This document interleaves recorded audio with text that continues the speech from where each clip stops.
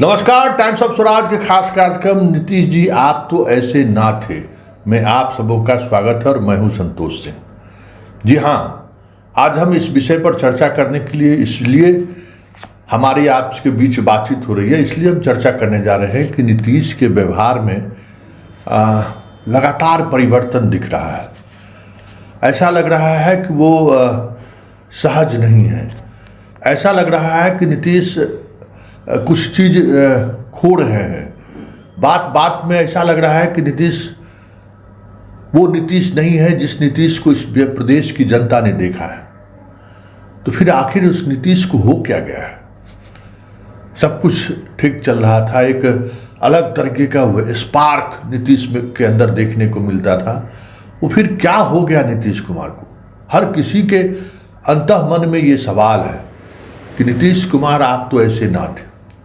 मेरे अंदर भी ये सवाल था, सवाल है भी और रहेगा भी कि आखिर नीतीश में ऐसा क्या हुआ जो बदले बदले से नजर आ रहे हैं। इस सवाल का जवाब ढूंढने हम लगातार नीतीश कुमार के करीब रहने वाले अधिकारियों से भी हमारी बातचीत होती है, उनसे भी समझने की कोशिश करते हैं। फिर हाल के दिनों में जितने जदयू के नेताओं से उनकी मुलाकात हुई है, विभिन्न प्रकोष्ठ के नेताओं से, जिला अध्यक्ष से, विधानसभा प्रभारी से, बहुत सारे नेताओं से उनकी मुलाकात हुई है। और लगभग एक सप्ताह से मतलब नहीं, पिछले एक महीने के दौरान कई बार लोगों से वो मिले।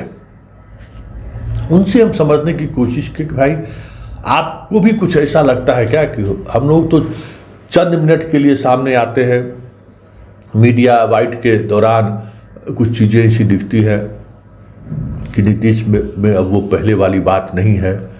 हाँ, कोई कार्यक्रम होता है, उनका भाषण होता है, उस दौरान भी लगता है कि अरे नीतीश कुमार से तो ऐसी उम्मीद नहीं की जा सकती थी। नीतीश कुमार का जो एक अपना तेज था चेहरे पे, वो तेज नहीं दिखता है। कुछ हंसी मजाक जैसे मिजाज में वो दिखते हैं, जबकि कभी नीतीश ऐसे नहीं दिखते थे और सार्वजनिक तौर पर तो कदापि नहीं दिखते थे। तो मैं दर्जनों नेताओं से मिला जो घंटों नीतीश कुमार के साथ बैठकर मीटिंग में शामिल होते थे। विधायकों से हमने बात की कि भाई क्या आपको भी लगता है कि नीतीश कुमार के वो अब नीतीश कुमार नहीं रहे? अधिकांश लोगों की यही राय थी कि कुछ न कुछ तनाव में ये जरूर है। ऐसा नहीं है कि वो सारी चीज़ें भूल गए हैं, सारी चीज़ें उनको याद है। हर पार्टी के वरिष्ठ नेताओं का नाम भी उनको याद है, चेहरे से भी पहचानते हैं, नाम से ही पुकारते भी हैं। इसलिए ये कि कुछ चीज़ें भूल रही, लेकिन कनेक्ट नहीं कर पा रहे हैं। कभी कभी लगता है जैसे होता है ना कि फ्यूज उड़ना, या फिर जा रहा है कोई टीवी वगैरह में आप देखते हुए कि चीज़ें चलते चलते अचानक डिस्कनेक्ट हो गया, लाइव चल रहा है अचानक लाइव खत्म हो गया। तो इनका उसी तरीके से हो रहा है कि बात तारतम्य के साथ चल रहा है, अचानक लगेगा कि कुछ और ये बोल दिए, फिर अपने आप को वापस लाते हैं। मतलब कुछ न कुछ परेशानी है, या तो जो अल्जाइमर के बारे में लोग कहते हैं, या तो उस बीमारी से ये जूझ रहे हैं, उनसे बाहर निकलने की कोशिश कर रहे हैं, या फिर कुछ न कुछ सदमा ऐसा लगा है जिस सदमे से वो अपने आप को बाहर नहीं निकल पा रहे हैं। हर कोई ये जो अभी हजारों लोगों से ये मुलाकात की है पिछले एक महीने के दौरान, और उस हजारों लोगों में हमने कम से कम, मैं तो 70-80 लोगों से जो नीतीश कुमार के बहुत ही खास रहे हैं, जो फील्ड में काम करते, अलग अलग जिलों से आए थे, उनसे हम बात करते रहे कि आखिर क्या हो गया नीतीश कुमार को। सब लोगों की राय यही थी कि हाँ कुछ तो कुछ परेशानी तो ज़रूर है, कुछ न कुछ बात तो ज़रूर है। अब जैसे कल ही की बात लीजिए, हरियाणा कैथल में कार्यक्रम था देवीलाल के 110वीं जयंती के मौके पर। विशेष तौर पर इनको आमंत्रित करने के लिए देवीलाल के परिवार के लोग आए थे, और उसी मुलाकात में हुई थी कि हम नहीं आ पाएंगे, केसी त्यागी जाएंगे। कल जब मीडिया ने इनसे सवाल किया कि आप वहाँ विपक्षी एकता का जुटान है और आप नहीं गए, केसी त्यागी आप नहीं गए, तो इनको याद ही नहीं रहा। और उनको ये भी याद नहीं रहा कि हम केसी त्यागी को भेजे हैं वहाँ, जो हमारा मुख्य प्रवक्ता है, हमारा राजनीतिक सलाहकार है। हम उनको भेजे हैं कैथल, ये भी इनको स्मरण में नहीं था। लगा ही नहीं कि जैसे इस बारे में इन्हें कोई जानकारी है। तो आप देखिए, नीतीश से जब सवाल किया गया तो नीतीश क्या जवाब दे रहे हैं, और ठीक उसके कुछ घंटे मतलब उस के त्यागी रास्ते में ही होंगे। और बहुत बड़ी बात यह है कि ये जानकारी विजय चौधरी को भी नहीं था, बाकी लोग भी जो वहाँ मौजूद थे उन्हें भी ये जानकारी नहीं थी, क्योंकि नीतीश अगल बगल झांक रहे थे। और हमें लगता है कि जिस समय ये सवाल हो रहा होगा उस समय के त्यागी दिल्ली से हरियाणा के लिए रवाना हो रहे होंगे। तो जरा देखिए, नीतीश से जब मीडिया वालों ने सवाल किया तो वो क्या जवाब देते हैं, और देखिए किसी त्यागी मंच पर नीतीश का संदेश या नीतीश जिस मिशन को लेकर आगे बढ़े हैं उस मिशन को कितनी मजबूती से रख रहे हैं। जरा इसको भी आप देखिए। दे रहे हैं सर। देवीलाल जी के कैथल में आज जाना था सर, कैथल का जो कार्यक्रम है आज वहाँ पे एक बड़ा आयोजन भी किया जा रहा है, उसमें आप नहीं गए सर, उसको लेकर हरियाणा जाना था।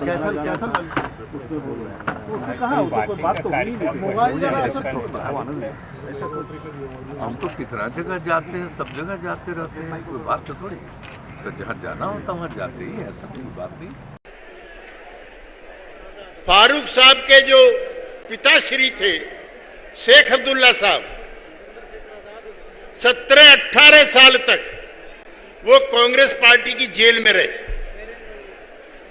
बेवजह, किसी कारण की वजह से नहीं। इसी तरह से उनके राजनीतिक विरोधी थे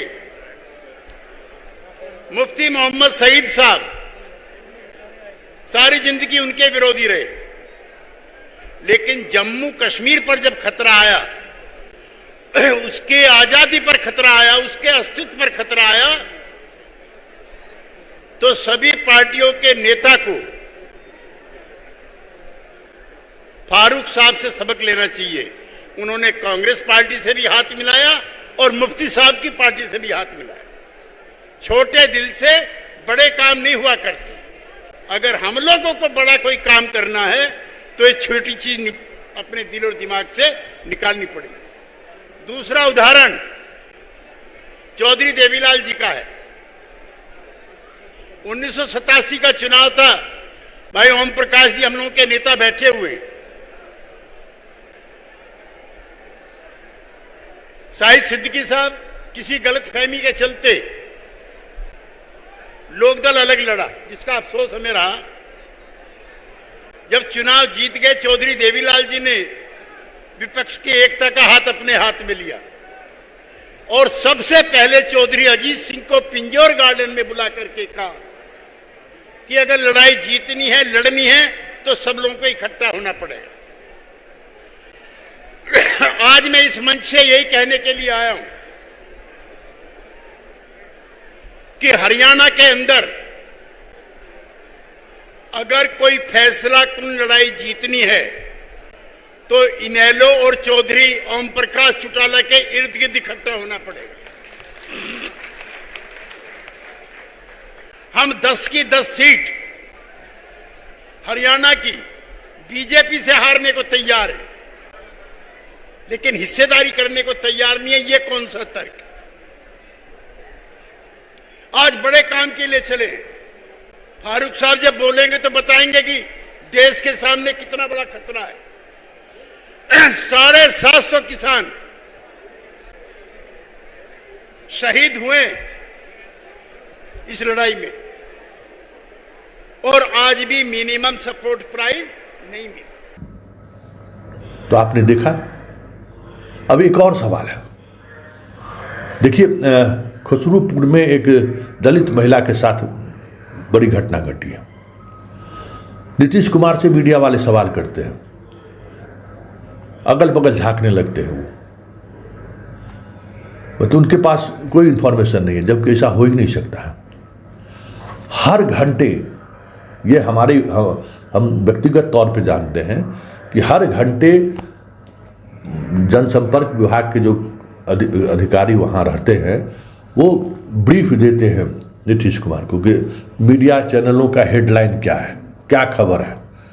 हर घंटे नीतीश कुमार उसको सरसरी निगाह से देखते हैं, और कोई बड़ी खबर हुई तो उसी समय वो एक्शन भी लेते थे और लोगों से बात भी करते थे, या कभी कभी किसी मीडिया हाउस के संपादक को भी वो फ़ोन लगा देते थे कि क्या है पूरा मामला, बड़ा बताइए। अपने अधिकारियों से तुरंत इस पर बात करते थे।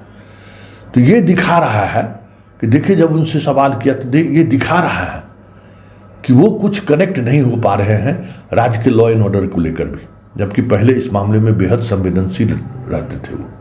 तो जरा देखिए, जब मीडिया वाले जब उनसे सवाल करते हैं तो उस सवाल का किस तरीके से जवाब देते हैं। सर, खुसरूपुर में सर एक दलित महिला को निर्वस्त्र करके पीटा गया है। खुसरूपुर में एक दलित महिला को निर्वस्त्र करके पीटा गया है, क्या कहेंगे? सर आज स्पेशल कैबिनेट बुलाया है। के साथ कोई घटना दुर्घटना होती है, पूरा का पूरा पुलिस और एडमिनिस्ट्रेशन ध्यान देता है, और कोई गड़बड़ करता है उस पर एक्शन होता है। तो आपने देखा, ये नीतीश कुमार हो ही नहीं सकते। ये नीतीश कुमार का कार्यशैली कभी रहा ही नहीं है। हर चीज से वो अपडेट रहते थे। प्रदेश की तो घटना छोड़िए, राष्ट्रीय फलक और अंतर्राष्ट्रीय फलक पर भी कुछ चीजें चल रही हैं तो वो इंफॉर्मेशन उनके पास जरूर रहता था। मतलब कोई, हम मीडिया वाले कोई ऐसा सवाल करते थे तो उसकी जानकारी नीतीश कुमार के पास पूरी तौर पर ना हो, ऐसा हो ही नहीं सकता है। 2005 हम 6 से नीतीश कुमार को देख रहे हैं। 6 से नीतीश कुमार के जनता दरबार को हम कवर करते रहे। 6 से लेके हाल फिलहाल तक हम नीतीश कुमार के मैक्सिमम कार्यक्रम को हमने कवर किया है। जब वो यात्रा पर निकलते थे तो कई यात्रा को मैंने कवर किया है।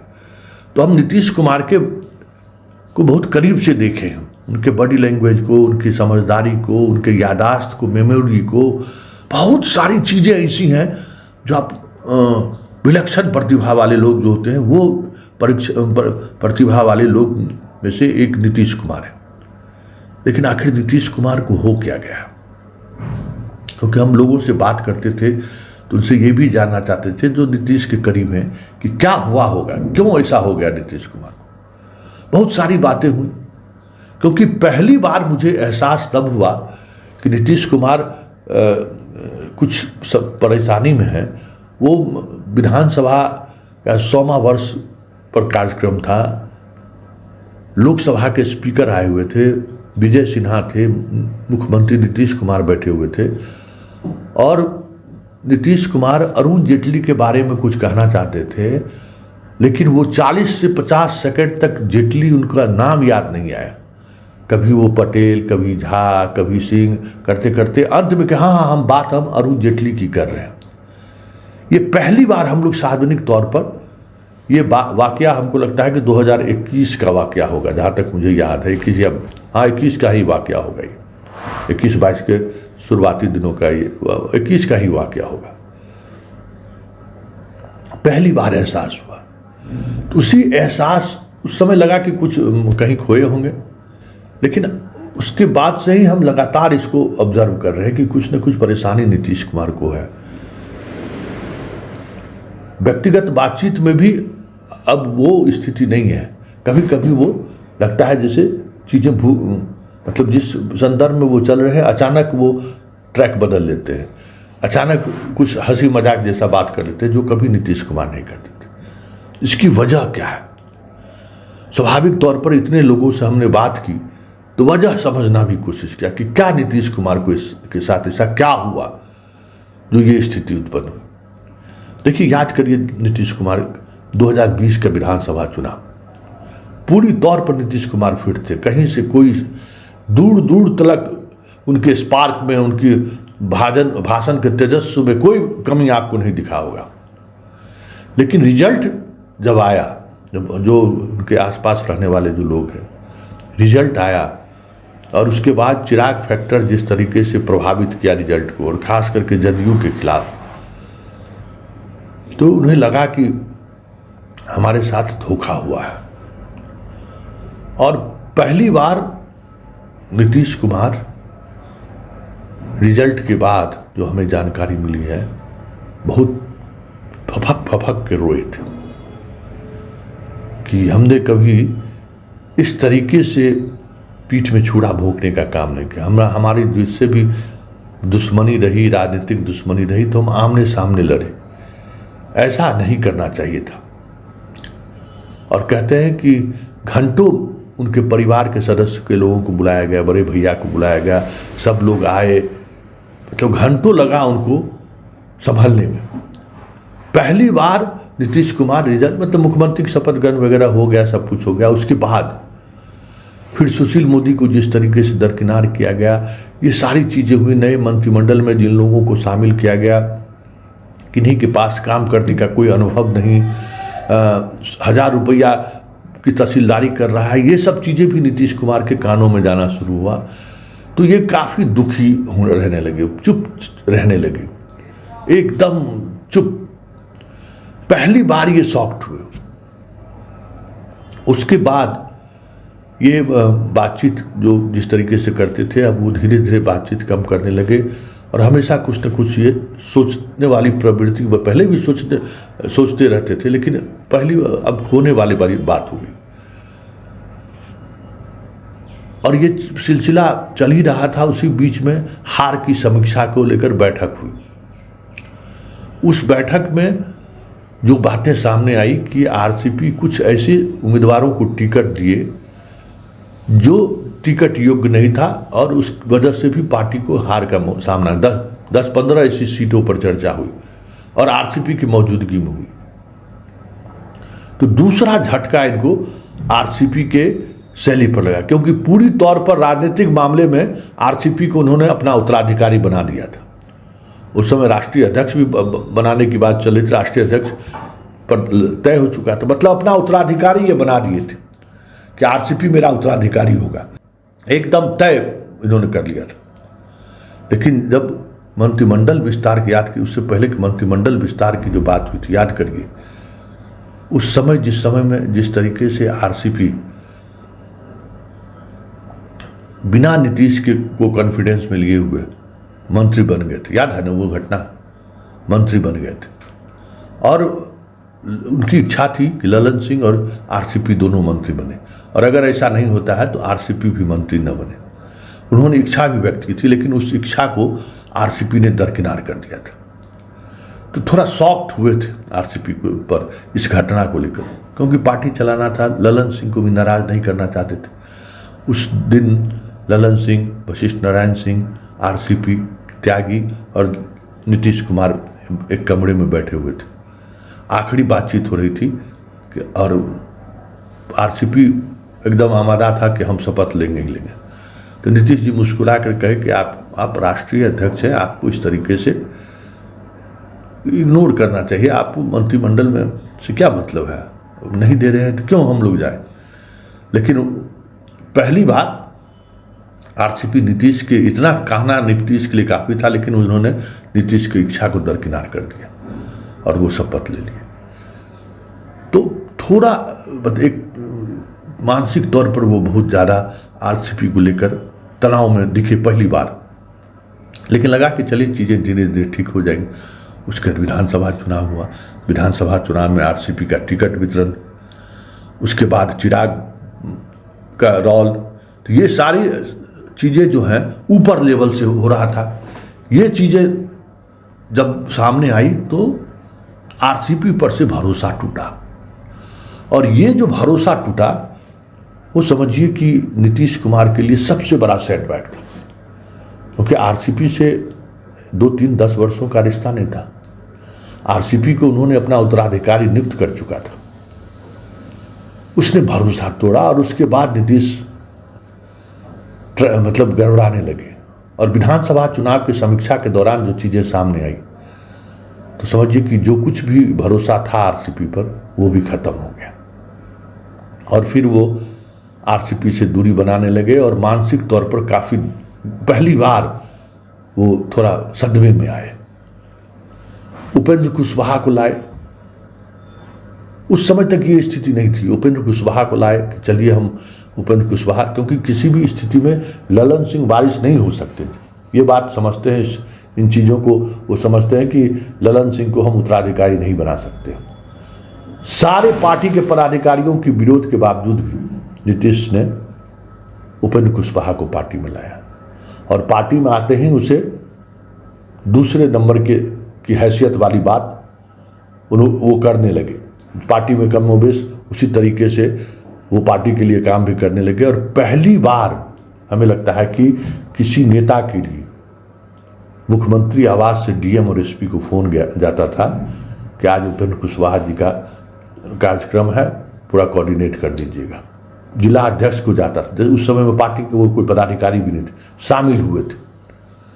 मतलब ऐसा भरोसा उन्होंने कर लिया था कि अब उपेंद्र कुशवाहा के पास भी कुछ नहीं है, चलिए इनको जो है सो हम आगे ले चलते हैं। लेकिन उपेंद्र कुशवाहा ने जिस तरीके से वो व्यवहार करना शुरू किए, दूसरा झटका, राजनीतिक तौर पर झटका उनको वो लगा। फिर चंचल, जो सबसे ज़्यादा जिसको चंचल पर भरोसा था उनका, वो चंचल ठीक है केंद्रीय प्रतिनियुक्ति पर वो जाना चाहते थे, क्योंकि चीफ सेक्रेटरी बनने के लिए आपके सर्विस इसमें जो है आपको केंद्रीय प्रतिनियुक्ति पर कार्य करने का अनुभव रहना चाहिए। ठीक है, आप गए। कुछ माह बाद नीतीश चाह रहे थे कि वो वापस लौट आए, लेकिन वो वापस लौटने के बजाय पीएमओ में चले गए। अतीश चंद्रा ने भी इसी तरीके से वो गए दिल्ली, फिर वो पीएमओ में चले गए और वहाँ जाने के बाद कई तरह की चीज़ें प्रशासनीय स्तर पर भी कई चीज़ें ऐसी लगने लगा जैसे इनके खिलाफ साजिश चल रही है।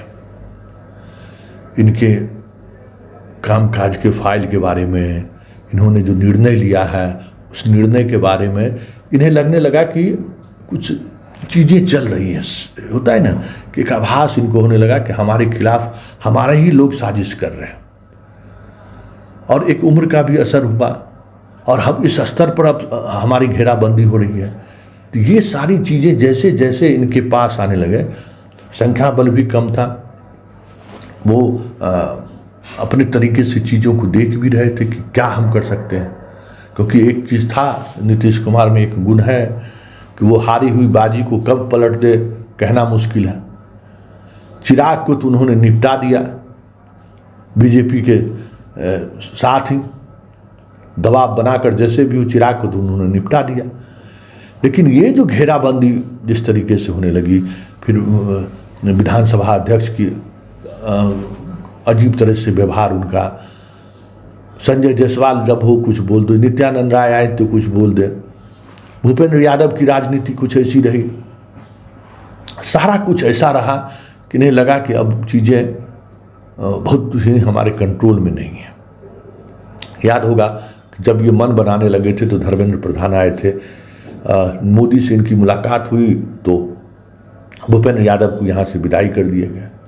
लेकिन अमित शाह हमेशा साजिश करते रहे नीतीश के खिलाफ, ब्यूरोक्रेसी के स्तर पर भी और पॉलिटिकल स्तर पे भी, कि कैसे इसको जो है सो हम नीतीश कुमार को तंग कर। इन सब चीज़ों को लेकर जो है अब न सुशील मोदी रहे, न नंद किशोर यादव रहे, तो जो एक उस दौर के जो उनका सर्किल था, जिन पर भरोसा था, वो सारी चीज़ें टूटती चली गई। अब हर कोई आदमी आप भरोसा नहीं कर सकते ना, हर कोई ऐसे लोग हैं जिन पर भरोसा आप नहीं कर सकते हैं। फिर ब्यूरोक्रेसी में जिस तरीके से इन पर नज़र रखनी शुरू हुई, ये सारी बातें ऐसी हुई कि धीरे धीरे ये मतलब मानसिक तौर पे डिस्टर्ब होना शुरू हुआ। और एक दौर ऐसा आया कि इन्होंने निर्णय ले लिया कि हम अब भाजपा के साथ नहीं रहेंगे। हाँ, ये सही है कि इस निर्णय को लेकर अंतिम बैठक में भी अशोक चौधरी हो, चाहे संजय झा हो या विजय चौधरी हो, ये लोग अलग स्टैंड के पक्ष में थे। लेकिन ललन सिंह, विजेंद्र यादव, ये लोग थे कि नहीं, आप अंतिम समय में जो निर्णय लीजिएगा हम लोग आपके साथ हैं। उस समय में भी जिन पर सबसे ज़्यादा इन्होंने भरोसा किया था, वो सारे लोग भरोसा तोड़ते हुए दिखे।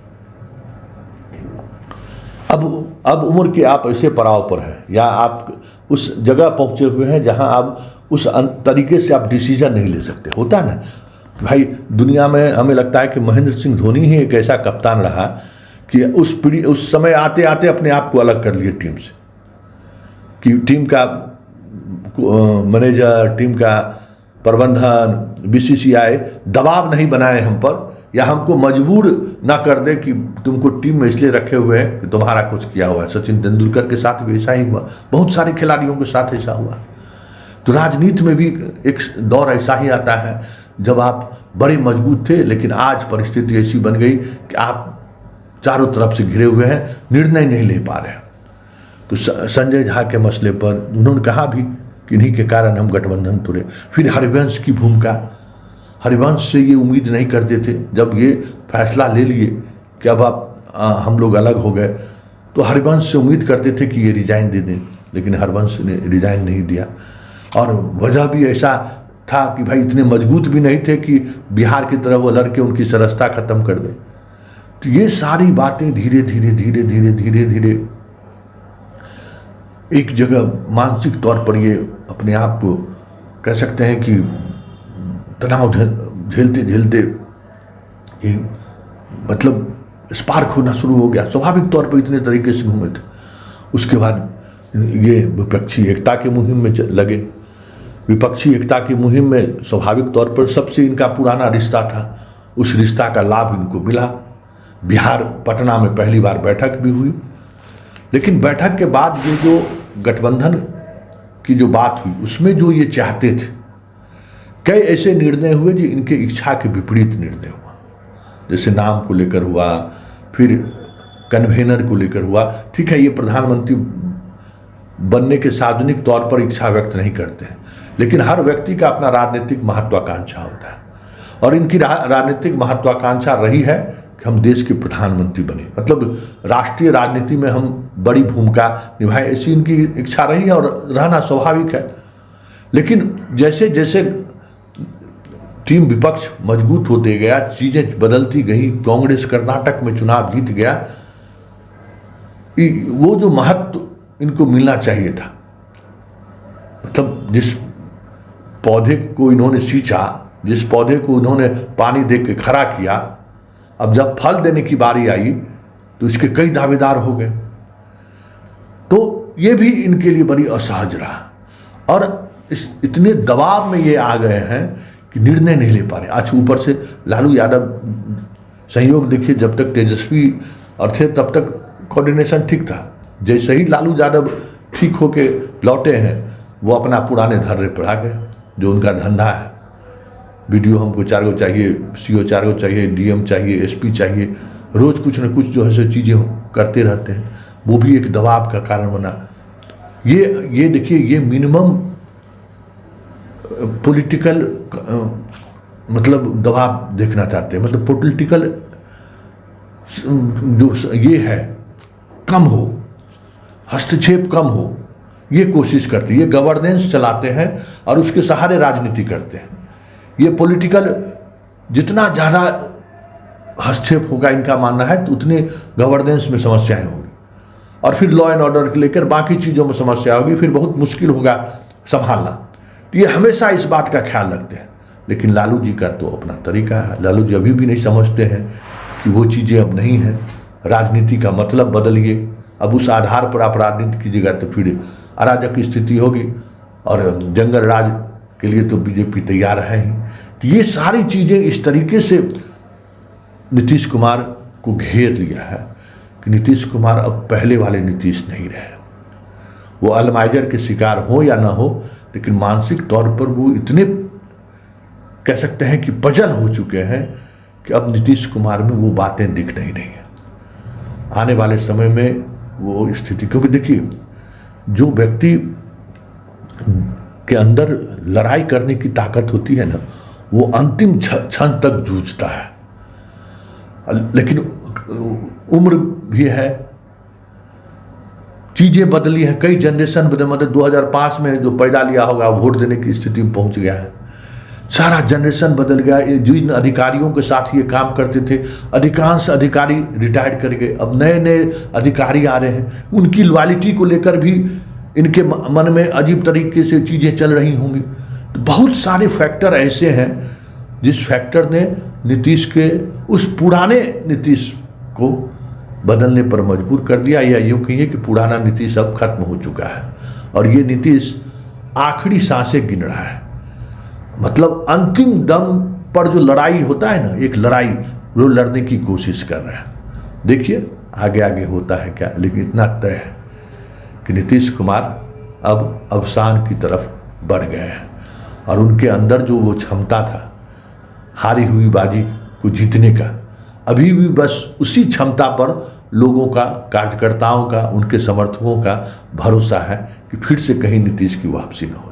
देखिए यही राजनीति है और राजनीति में भी क्रिकेटर की तरह ही एक दौर, हर राजनीतिक जो स्टार रहता है उसमें इस तरीके का दौर जीवन में आता ही है, चाहे वो वाजपेयी हो, जॉर्ज फर्नांडिस हो, अडवाणी हो, एक से एक उदाहरण है इस देश में। तो हमें लगता है कि नीतीश उसी तरफ बढ़ रहे हैं। देखना ये है कि नीतीश कुमार अपने लड़ाकूपन से, अपने जज्बातीपन से, अपने जुझारूपन से कब तक उस स्थिति में जाने से अपने आप को रोकते हैं, ये देखने वाली बात होगी।